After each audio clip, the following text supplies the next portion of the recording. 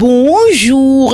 Au Conseil des collectivités territoriales et autres institutions budgétivores, famille en cœur de l'État, Macky ronge la rupture au placard. C'est le titre de l'analyste de Réumi Quotidien. Assane Samb note que le président Wade avait été très surpris de perdre le pouvoir avec un score aussi important de plus de 60%. Malgré toutes ses réalisations, son audace dans la gestion des affaires publiques, les Sénégalais ne lui ont pas pardonné son désir de mettre sur orbite son fils et de caser ses partisans et proches au point d'oublier certains fondamentaux qui guident le fonctionnement d'un jeune État comme le nôtre. Wade a commis le péché d'avoir manifestement cherché à mettre à l'abri du besoin ses proches en leur ouvrant toutes sortes d'opportunités, notamment de gestion du pouvoir, mais également de leur permettre de contrôler la vie des affaires, notamment à travers les marchés publics. Assane Samb, qui liste d'autres actes que Wade avait posés et que les Sénégalais n'avaient pas du tout aimé, note que le jeune président né après les indépendances catalysait tous les espoirs, celui d'un peuple qui a su rêver avec Wade, mais qui voulait surtout quelqu'un qui a les qualités de ce dernier sans ses défauts. Cet homme semblait être Macky Sall, mais ce dernier, un bon politicien, avait su trouver les mots justes pour dire au peuple ce qu'il voulait entendre, c'est-à-dire la patrie avant le parti. La nouvelle démarche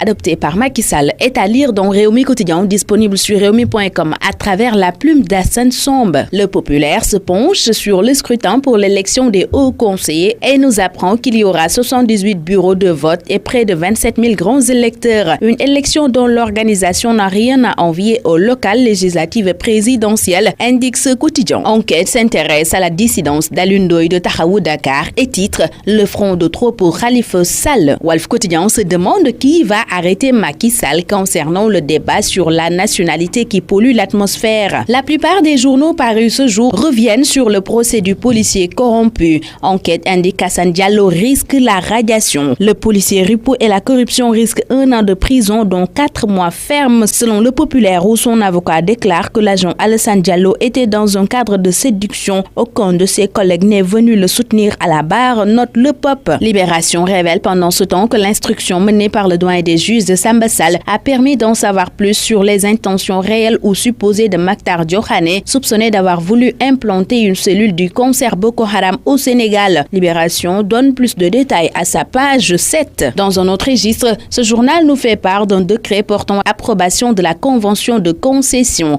Macky Sall fixe ses règles à la Sonatel, titre ce journal qui nous parle de ce que l'État a arrêté avec la société pour le paiement des 100 milliards de francs CFA à ses pages 4, 5 et 6. À la page 6 du quotidien, l'on nous apprend que la Sonacos réclame près de 10 milliards à Djaber. Graine d'un conflit, titre ce journal. Le journal LAS nous conduit au cœur de l'esclavagisme. Ce quotidien se penche sur les cas des domestiques sénégalaises dans les pays du Golfe. Le cas Mbayang Diop est l'arbre qui cache la forêt selon LAS. Bonne lecture à tous.